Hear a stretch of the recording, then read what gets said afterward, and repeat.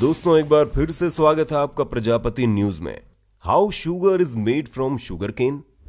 दोस्तों क्या आपको मालूम है चीनी कैसे बनती है? जैसा कि आपको दिख रहा होगा कितनी आसानी से ताजी ताजी चीनी बन रही है। चलिए पूरा प्रोसेस जानते हैं, आखिर चीनी फैक्ट्री में बनती कैसे है। दोस्तों शायद ही ऐसा कोई शख्स होगा जिसे मीठा न पसंद हो, क्योंकि थोड़ा बहुत ही सही लेकिन हम सभी मीठे के दीवाने हैं। और मीठे के लिए इस दीवानगी का असर अभी से नहीं बल्कि 2000 सालों से भी पहले से चला आ रहा है। क्योंकि मीठे का स्वाद मुंह में आते एक अलग एहसास होता है। वो हमारे दिमाग में खुश रहने वाले हार्मोन्स जिन्हें डोपामिन कहा जाता है उन्हें सक्रिय कर देता है। खैर मिठास तो हमारे दिमाग में असर करती ही है, लेकिन जब बात मीठे की आती है तो सबसे पहले चीनी का जिक्र आता है, क्योंकि अधिकतर चीजें चीनी से ही तो बनती हैं। लेकिन जब दुनिया भर में मौजूद अधिकतर स्वादिष्ट चीजें चीनी से बनकर तैयार होती हैं, तो सवाल यह आता है कि आखिर चीनी किस चीज से बनकर तैयार होती है और इसे बनाने के लिए किन किन प्रक्रियाओं से गुजरना पड़ता है। दोस्तों आज की वीडियो में मैं यानी आपको दोस्त विशाल प्रजापति आपको ये बताने वाला हूं कि किस तरह बड़ी बड़ी फैक्ट्रीज में चीनी बनकर तैयार होती है। चलिए वीडियो को शुरू करते हैं, लेकिन हाँ वीडियो शुरू करने से पहले एक छोटी सी रिक्वेस्ट है कि वीडियो के नीचे रेड कलर का सब्सक्राइब बटन दिख रहा होगा, उस पर क्लिक करके सब्सक्राइब कर लें और साइड में बेल आइकॉन भी दिख रहा होगा, उस पर भी क्लिक कर लें ताकि आपको वीडियो मिले सबसे पहले। दोस्तों सबसे पहले हम आपको ये बताना चाहेंगे कि ब्राजील के बाद दुनिया में दूसरे नंबर पर सबसे ज्यादा चीनी का उत्पादन हमारे भारत में ही होता है और ये उत्पादन साल दर साल बढ़ता ही जा रहा है। लेकिन जब बात इसके बनने की प्रक्रिया की आती है तो सबसे पहले गन्ने को खेतों से काटकर शुगर मिल तक लाया जाता है और ये चीनी बनने की सबसे पहली प्रक्रिया है,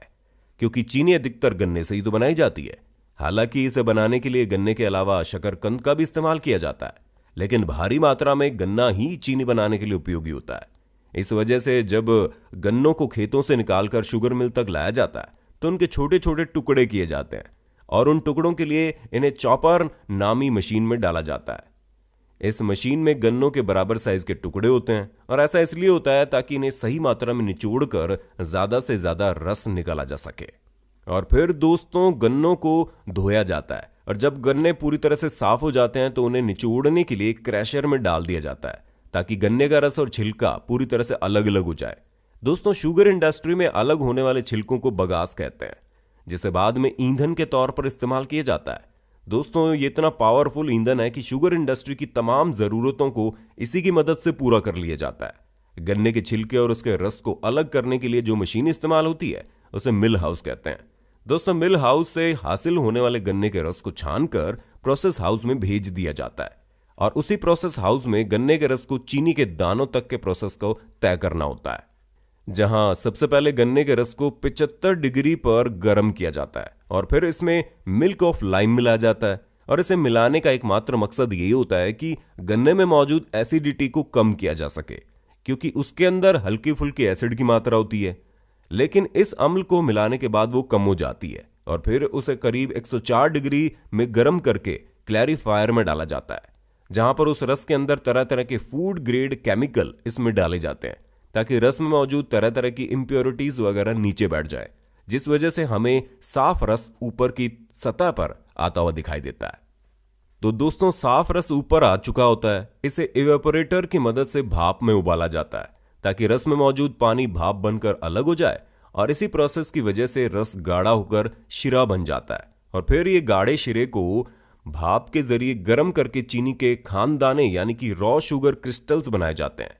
और जब ये रॉ शुगर तैयार हो जाते हैं तो इसका कुछ हिस्सा रख लिया जाता है,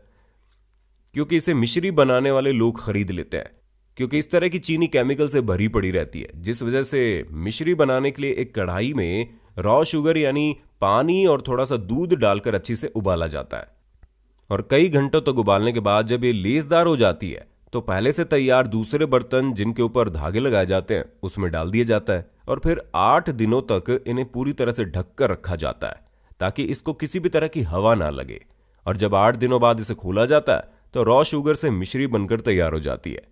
जो कि चीनी की तरह ही होती है, लेकिन उसका स्वाद थोड़ा अलग होता है। और दोस्तों हम आपको बताना चाहेंगे कि रॉ शुगर से बताशे भी बनाए जाते हैं, जिसके लिए कढ़ाई में चीनी, पानी और रंग को सफेद करने के लिए बेकिंग सोडा या हाइड्रो पाउडर डालकर अच्छी तरह से पका लिया जाता है और बाद में इसके छोटे छोटे ड्रॉप्स गिराकर बताशे बनाए जाते हैं।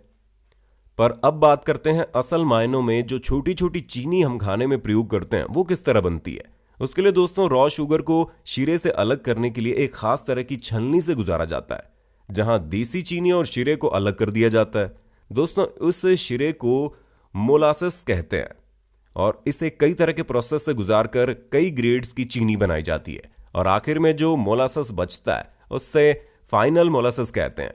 और ये शुगर इंडस्ट्री के लिए बाई प्रोडक्ट होता है, जबकि हासिल होने वाली देसी चीनी को गर्म पानी में डालकर दोबारा से मेल्ट किया जाता है और दोस्तों फिर इन्हें लीकर में डाला जाता है, जिसके अंदर कई तरह के फूड ग्रेड केमिकल्स डाले जाते हैं ताकि चीनी का कलर सफेद हो जाए और फिर इस देसी चीनी को छानकर प्यूरिफाई किया जाता है और फिर दोस्तों उससे हासिल होने वाली चीनी को गर्म हवा से पूरी तरह से साफ कर दिया जाता है, जिसके बाद इस फाइनली चीनी के दानों को चीनी के साइज की छलनियों से गुजारकर अलग अलग कर दिया जाता है, जहां बारीक और मोटे दाने वाली चीनी को पैक करके सप्लाई के लिए भेज दिया जाता है और जो दाने छोटे रह जाते हैं उन्हें पीसकर शुगर पाउडर बना दिया जाता है।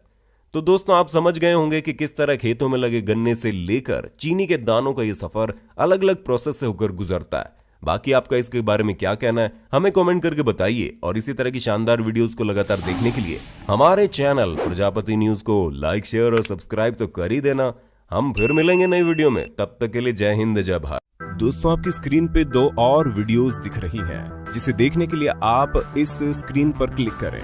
दोनों देखिएगा, बहुत अच्छी वीडियो बनी है।